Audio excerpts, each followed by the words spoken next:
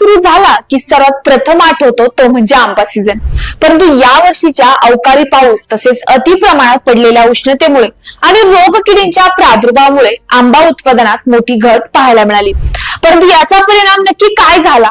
भाव वाढले की घटले? आंबा बागायतदारांना आणि आडतदारांना कशा प्रकारे परिणाम पाहायला मिळाला? सध्या पुणे मार्केटला आंब्यासाठी काय भाव चालू आहेत पाहूयात आजच्या महत्वपूर्ण व्हिडिओमधून. नमस्कार शेतकरी बंधू आणि भगिनींनो, पालवी अॅग्रिको मधून मी कृषी तज्ञ मोनिका रोडे आजच्या महत्वपूर्ण व्हिडिओमध्ये आपले सर्वांचं मनापासून स्वागत करते.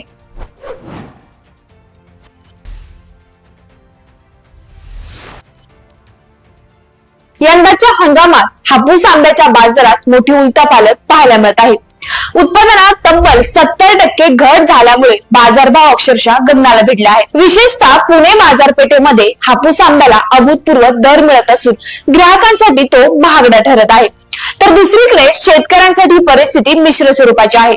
लहरी हवामानाचा सर्वात मोठा फटका आंबा पिकाला बसला आहे. हंगामाच्या सुरुवातीलाच तापमानातील तीव्र चढउतार, दमट वातावरण आणि अनियमित हवामानामुळे फुलधारणा योग्य प्रकारे झालीच नाही. परिणामी मोहरगळ देखील मोठ्या प्रमाणात पाहायला मिळाला आणि फळधारणेमध्ये मोठी घट झाली. याचबरोबर फुलकिडी आणि तुडतुडे यांसारख्या किडींचा प्रादुर्भाव वाढल्याने फळांची वाढ खुंटली, गुणवत्तेत घसरण झाली आणि एकूणच उत्पन्नावरती मोठा परिणाम पाहायला मिळाला. पुणे येथील गुलटेकडी मार्केटमध्ये मागील आठवड्यामध्ये फक्त 80 पेट्यांची आवक पाहायला मिळाली, जी गेल्या वर्षीच्या तुलनेमध्ये अत्यंत कमी आहे. मागील वर्षी याच कालावधीमध्ये साधारण 2 ते 3 हजार पेट्या बाजारात दाखल झाल्या होत्या. यंदा कमी आवक आणि सणासुदीच्या पार्श्वभूमीवर वाढलेली मागणी यामुळे दरात प्रचंड वाढ झाली आहे. सध्या घाऊक बाजारात एका पेटीला 8 ते 15 हजार रुपयापर्यंत भाव मिळत आहे, तर किरकोळ बाजारांमध्ये आंबा 2,500 ते 4,000 रुपये प्रति डझन या दराने विकला जात आहे. भाव वाढले असले तरी शेतकऱ्यांच्या अडचणी मात्र कमी झालेल्या नाहीत. उत्पादन घटल्यामुळे अनेक बागायतदारांचं वार्षिक आर्थिक नियोजन विस्कळीत झालं आहे. आंबा बागेची देखभाल, फवारणी, मजुरी आणि इतर खर्च मोठ्या प्रमाणात वाढले असताना अपेक्षित उत्पादन मिळाले नाही.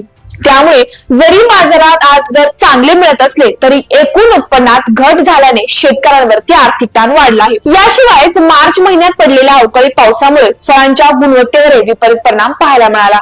फळांवरती डाग पडणं, लहान आकार राहणं आणि साठवण क्षमतेत घट यासारख्या समस्या वाढल्या आहेत.